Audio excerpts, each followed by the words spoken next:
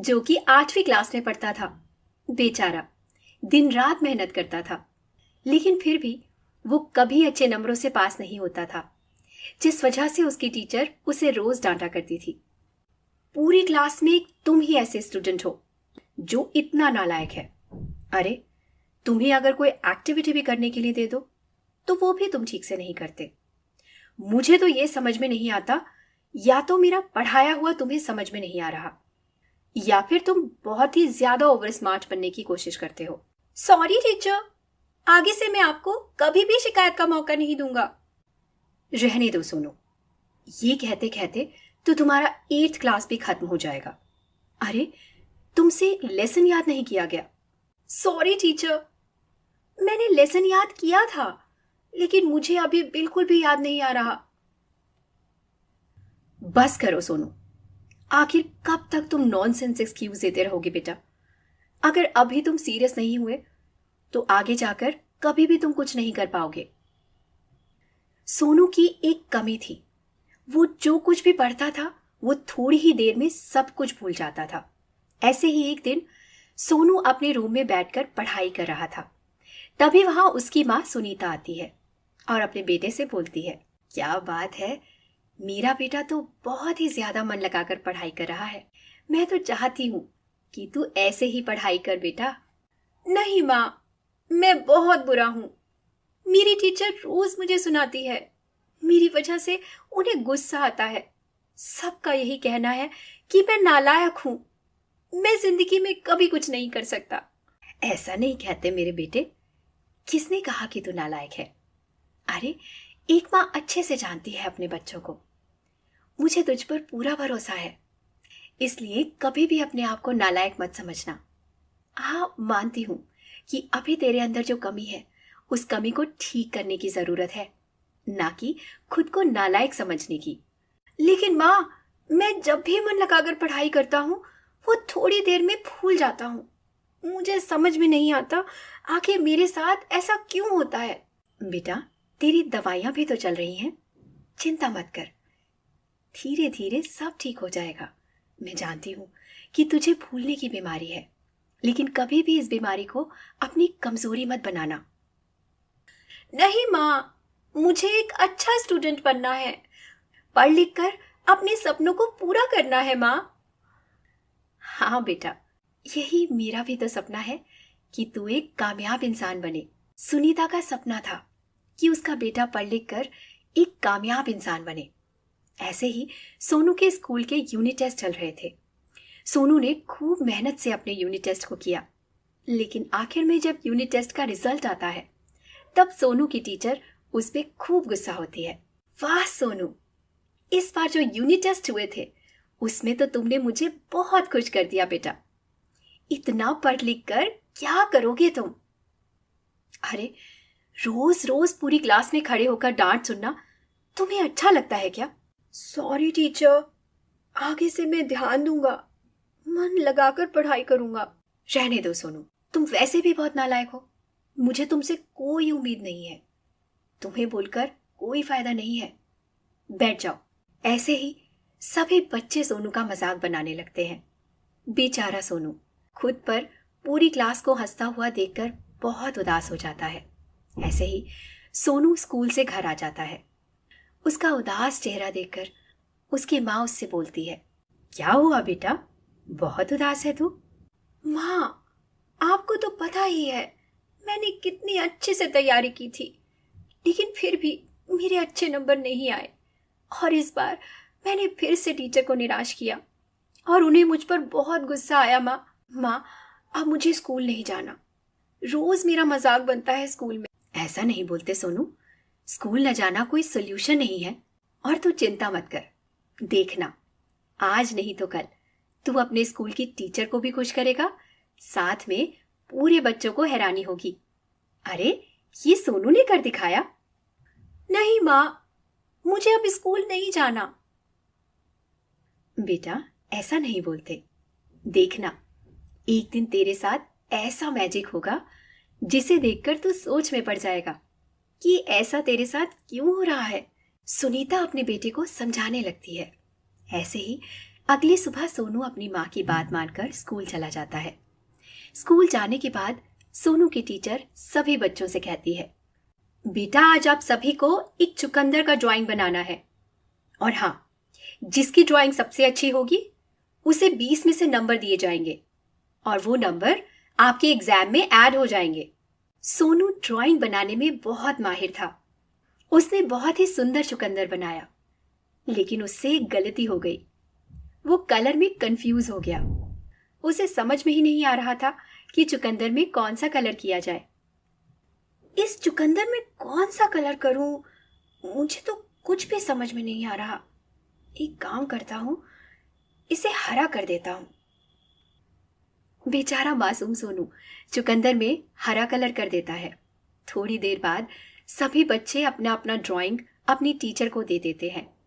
सोनू का ड्राइंग देखकर टीचर को बहुत गुस्सा आता है और वो पूरी क्लास के सामने सोनू का बनाया हुआ ड्राइंग दिखाते हुए कहती है, अरे ये देखो, ये है हमारे महान सोनू जी।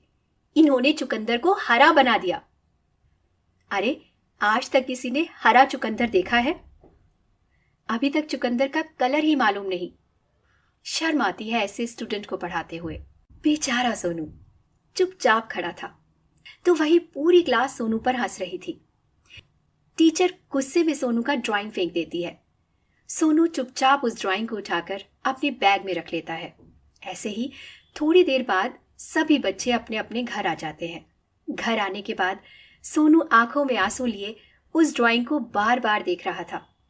तभी एक जादू होता है और इस ड्राइंग में बनाया हुआ हरा चुकंदर निकलकर सोनू के पास आ जाता है और सोनू से कहता है, क्या हुआ सोनू? तुमने तो मुझे एक नई वेशभूषा दे दी। आज मैं बहुत खुश हूँ।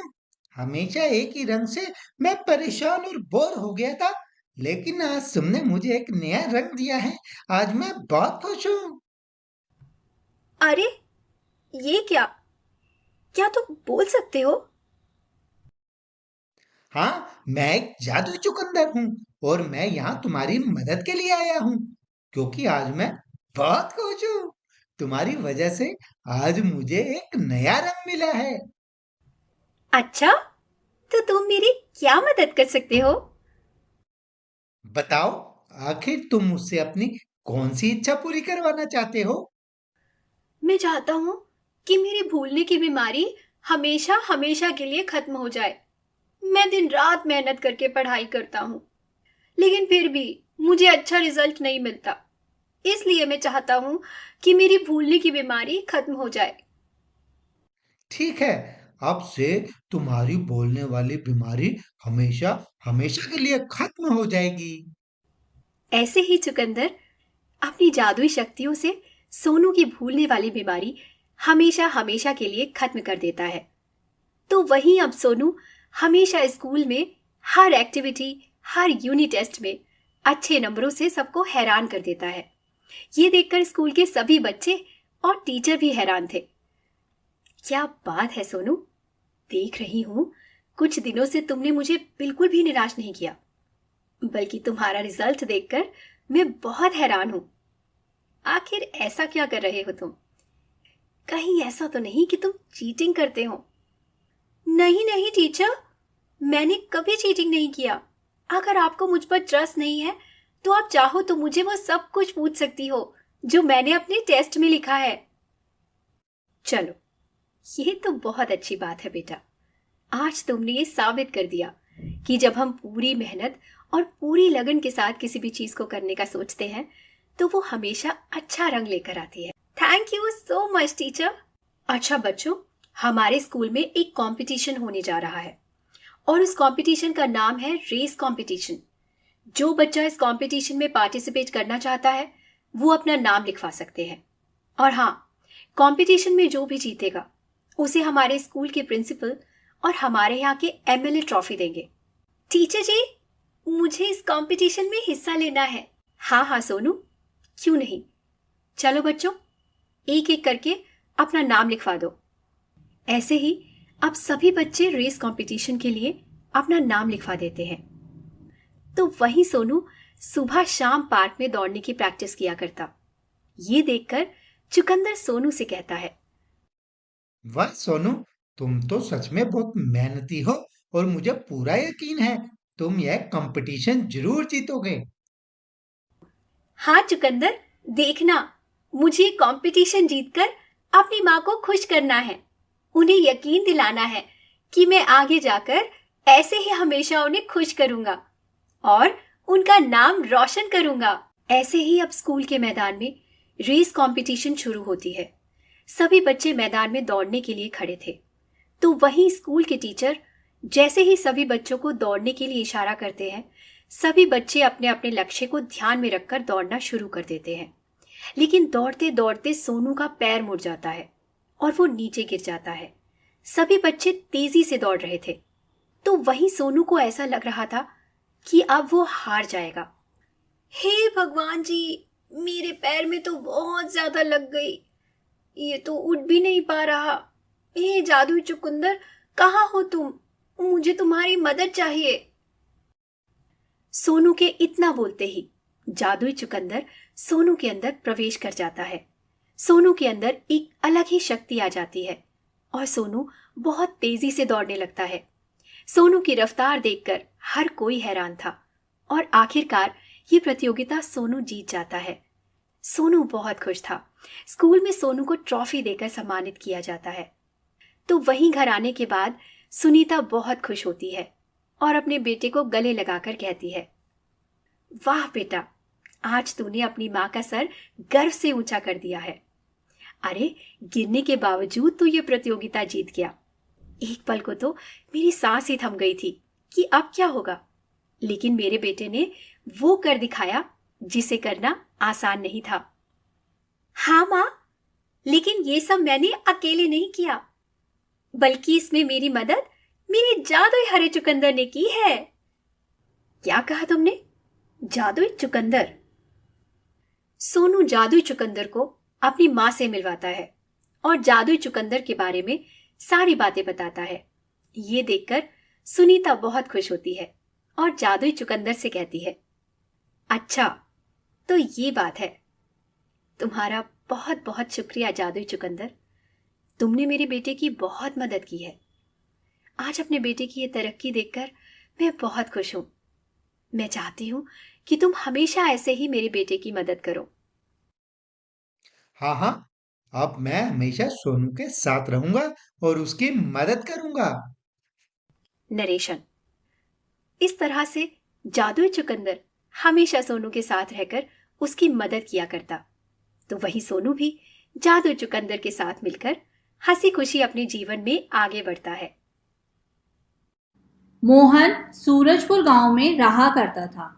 सूरजपुर गांव में मोहन आलू बेचने का काम किया करता था, क्योंकि मोहन का बहुत बड़ा खेत था जिसमें वह आलू की खेती किया करता था।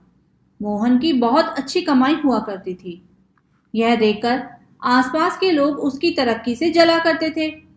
सबसे ज्यादा जलन तो मोहन के पड़ोसी विक्रम को हुआ करती थी, क्योंकि विक्रम भी आलू बेचने का ही काम करता था। लेकिन मोहन की ज्यादा बिक्री होती थी और विक्रम बाजार में बैठे बैठे सिर्फ मक्खियां ही मारा करता था। ऐसे ही एक दिन बहुत सारे ग्राहक मोहन के ठेले के आगे खड़े थे और कोई 2 किलो, कोई 4 किलो, कोई 1 किलो आलू मोहन से खरीद रहा था। तो वहीं विक्रम हाथ पर हाथ धरे अपने ठेले के पास खड़ा था। क्या भगवान, कभी किसी को देता है तो छप्पड़ फाड़ कर दे देता है, किसी को ऐसा कर देता है कि वो हाथ पर हाथ धरे खड़ा ही रह जाता है। इतना भेदभाव क्यों करता है तू इस दुनिया में? अगर तुझे भी कुछ रिश्वत चाहिए तो साफ साफ बोल दे, 5 किलो मिठाई चढ़ा देता हूँ तेरे मंदिर आकर। इस तरह से विक्रम भगवान को भी रिश्वत दे रहा था।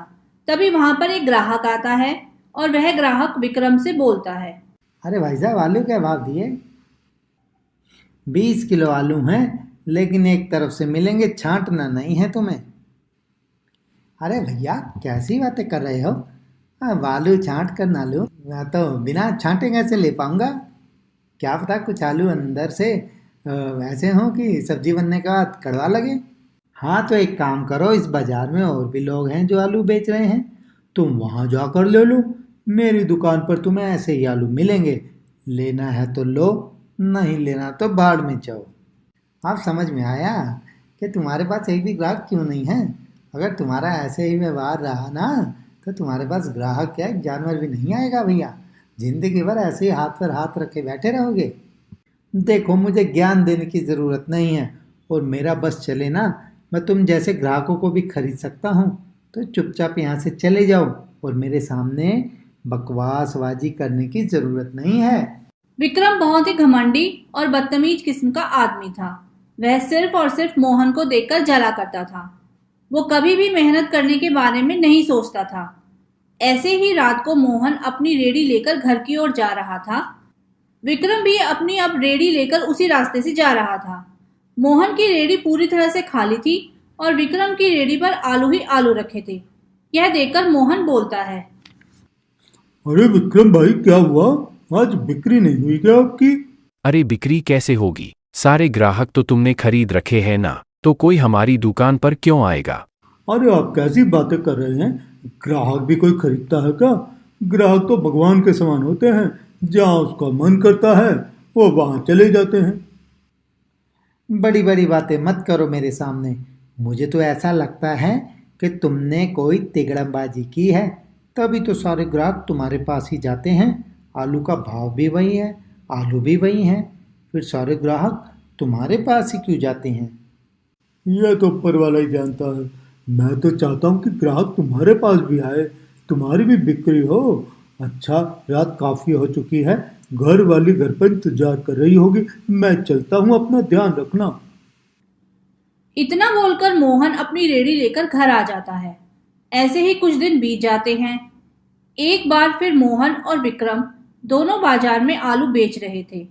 तभी एक ग्राहक मोहन की दुकान पर आता है और मोहन से बोलता है, अरे मोहन भाई, मुझे 10 किलो आलू चाहिए। दरअसल मुझे अपने गांव में छोटा सा भंडारा करवाना है। तुम्हारे आलू की गुणवत्ता बहुत अच्छी है। आलू मीठे नहीं होते बल्कि बहुत बढ़िया होते हैं, इसलिए सारे ग्राहक तुम्हारे यहीं से आलू ले जाते हैं और उसकी तारीफें करते हैं। और यह तो आपकी अच्छी बात है भाई साहब, आप लोगों को मेरे खेत के आलू पसंद आते हैं। चलिए ठीक है, मैं आपके लिए 10 किलो आलू कर देता हूँ। विक्रम यह सब देख रहा था। विक्रम के मन में मोहन की तरक्की देखकर दिन प्रतिदिन ईर्ष्या बढ़ती ही जा रही थी।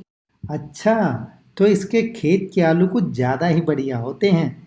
इसके खेत में जाकर ही कुछ जुगाड़ करना पड़ेगा ताकि इसके आलू कोई खरीदने को तैयार ही ना हो। ऐसे ही अगले दिन विक्रम शहर जाकर सब्जियों में डालने के लिए जहरीले इंजेक्शन ले आता है और रात को चुपके से मोहन के खेत में चला जाता है और वहां जाकर मोहन के खेत में सभी आलू में जहरीले इंजेक्शन लगा देता है, जिस कारण बहुत ही कम समय में वह आलू पूरी तरह से बड़े हो जाते हैं। ऐसे ही अब मोहन वही आलू बाजार में ले जाकर बेचना शुरू कर देता है। हमेशा की तरह ग्राहक मोहन से आलू खरीदने लगते हैं। ऐसे ही एक हफ्ते बाद बहुत सारे लोग मोहन की रेहड़ी के पास आते हैं और गुस्से में मोहन से बोलते हैं, मोहन भाई, हमें नहीं पता था कि आगे जाकर तुम भी ऐसा काम करोगे। ना जाने ऐसा क्या है तुम्हारे आलू में जिसे खाने के बाद हर कोई बीमार पड़ रहा है। अरे कोई दवाई देकर तुम सब्जियों को बड़ा करते हो क्या? नहीं नहीं भाई साहब, आप लोगों को कोई गलतफहमी हुई है। मैं कभी भी गलत काम नहीं करता, मैं ईमानदारी से ही अपना काम करता हूँ। तो आपके कहने का मतलब है कि हम लोग झूठ बोल रहे हैं? ठीक है, ऐसा करते हैं कि आपके ऊपर हम पुलिस कंप्लेंट करवाते हैं। जब आपके खेत की छानबीन होगी तब अपने आप पता चल जाएगा कि आप कौन सी चालाकी कर रहे हो हम जैसे मासूम ग्राहक के साथ। क्यों किसी गरीब को परेशान कर रहे हो? मैंने आज तक कभी किसी का बुरा नहीं चाहा है। मैं भले ही 1 रुपया कमाऊं दिन का, लेकिन कभी किसी के साथ गलत नहीं करूंगा। अरे गांव वालों, अब कोई भी मोहन से आलू नहीं खरीदेगा। यह अब पहले की तरह नहीं है बल्कि लालची हो चुका है। इस तरह से अब कोई भी मोहन का आलू खरीदने के लिए तैयार नहीं था। अब सारे ग्राहक विक्रम के पास जा चुके थे। सभी लोग विक्रम से ही आलू खरीद रहे थे। धीरे धीरे मोहन की आर्थिक हालत बद से बदतर हो गई थी। मोहन अब परेशान रहा करता था। ऐसे ही रात में मोहन अपने खेत में जाकर बैठा हुआ था और रो रहा था। भगवान, मुझे तो ये समझ में नहीं आता कि आखिर मैंने ऐसा कौन सा पाप किया था जो मेरे साथ ये सब हो गया? मैंने तो कुछ भी नहीं किया, उसके बावजूद लोग मेरे ऊपर इतने बुरे बुरे इल्जाम लगा रहे हैं। मोहन इतना बोल ही रहा था कि तभी एक आलू मोहन से बोलता है। मोहन, हम जानते हैं कि तुम बहुत परेशान हो, लेकिन अब तुम्हें परेशान होने की जरूरत नहीं है, क्योंकि अब तुम्हारे बुरे दिन गए। हमें पता है जो कुछ भी हुआ है उसमें तुम्हारा कोई हाथ नहीं है। अरे कौन है भाई, मेरे सामने आओ। अरे मैं तुम्हारे सामने ही हूँ। अब अपनी जादुई शक्तियों से कोई जादुई करतब दिखाऊं तब मानोगे क्या? इतना बोलकर आलू मोहन के सामने यहाँ वहाँ उड़ने लगते हैं। यह देखकर मोहन घबरा जाता है। तभी वह आलू मोहन से बोलता है। अरे मोहन, हम तुम्हारे ही खेत के जादुई आलू हैं। तुम्हारी अच्छाई के कारण ही एक परी ने हमें जादुई शक्तियां दी हैं, ताकि हम तुम्हारी मदद करें। हम जानते हैं कि तुम अभी बहुत परेशान हो। तुम्हारी हालत बहुत बुरी हो चुकी है, जिस वजह से तुम्हें दाने दाने के लिए मोहताज होना पड़ रहा है। लोगों ने तुम्हें झूठे इल्जाम में फंसा दिया है, लेकिन अब तुम चिंता मत करो। तुम्हें किसी के भी आगे हाथ फैलाने की जरूरत नहीं है। क्या सच में तुम मेरी मदद करोगे? मैं बहुत परेशान हूँ। हाँ, हम तुम्हारी मदद करेंगे। तुम मुझे बहुत सारा खाना दे दो। कुछ दिनों से मेरे बच्चे, मेरी पत्नी भूखे हैं, क्योंकि अब मैं कहीं से भी पैसे कमाकर नहीं ला पा रहा हूँ, जिस वजह से मेरा परिवार भूखा है। तुम बिल्कुल चिंता मत करो। चलो, अब हम तुम्हें आसमान में उड़ाते हुए तुम्हारे घर लेकर जाते हैं। इतना बोलकर आलू मोहन को उड़ाते हुए उसके घर तक लेकर आते हैं। घर जाने के बाद आलू अपनी जादुई शक्ति से बहुत सारा खाना प्रकट कर देते हैं। मोहन और उसका परिवार पेट भरकर खाना खाता है। ऐसे ही अगली सुबह मोहन की पत्नी रीमा खाना बनाने के लिए रसोई घर में जाती है। वह देखती है कि गैस सिलेंडर खत्म हो जाता है। वह परेशान होकर बैठ जाती है। तभी जादुई आलू रीमा से बोलते हैं। अरे रीमा, तुम परेशान क्यों हो? अगर गैस सिलेंडर खत्म हो चुका है तो तुम हमें बता सकती हो। हम यहाँ तुम लोगों की मदद करने के लिए ही आए हैं। अब हम हमेशा तुम्हारे साथ ही रहेंगे। क्या तुम जादुई आलू हो और तुम हमारी मदद कर सकते हो? हाँ हाँ, मैं जादुई आलू हूँ। रुको, मैं तुम्हें अभी अपना जादू दिखाता हूँ। इतना बोलकर जादुई आलू रीमा के सामने गैस सिलेंडर प्रकट कर देते हैं। यह देखकर रीमा बहुत खुश होती है और रीमा इस गैस सिलेंडर पर अपने परिवार के लिए खाना बनाना शुरू कर देती। थोड़ी ही देर बाद रीमा के बच्चे उदास होकर स्कूल से घर आ जाते हैं। माँ, स्कूल में फीस जमा नहीं हुई है, जिस वजह से आज हमें पूरा दिन क्लास में खड़ा रखा था। उन्होंने साफ साफ कह दिया है, अगर फीस जमा नहीं होगी तो वह हमें एग्जाम में बैठने नहीं देंगे। बच्चों, तुम बिल्कुल भी चिंता मत करो, मैं हूं ना कुछ जरूर करूंगी। रीमा जादुई आलू के पास जाती है और उसे इस समस्या के बारे में बताती है। जादुई आलू रीमा को कुछ पैसे दे देते हैं। रीमा उन पैसों से अपने बच्चों के स्कूल में जाकर फीस जमा कर देती है। ऐसे ही कुछ दिन बाद बहुत जोर से बारिश आने लगती है, जिस वजह से मोहन का घर टपकने लगता है। पूरे घर में धीरे धीरे पानी भर जाता है। यह देखकर रीमा और मोहन दोनों परेशान हो जाते हैं। तभी जादुई आलू उनसे कहता है। अरे तुम लोग कितने भोले और नादान हो। तुम्हारे सामने जादुई आलू है, उसके बावजूद तुम लोग परेशान हो। रुको, मैं अभी तुम्हारी परेशानी का समाधान निकालता हूँ। इतना बोलकर जादुई आलू मोहन और रीमा के लिए बहुत ही सुंदर सा और मजबूत घर बना देते हैं। उस घर में उनके जरूरत का सभी सामान था और उनके पास अब पैसों की भी कोई कमी नहीं थी। इस तरह से जादुई आलू के साथ मोहन और रीमा अपने परिवार में हंसी खुशी आगे बढ़ते हैं।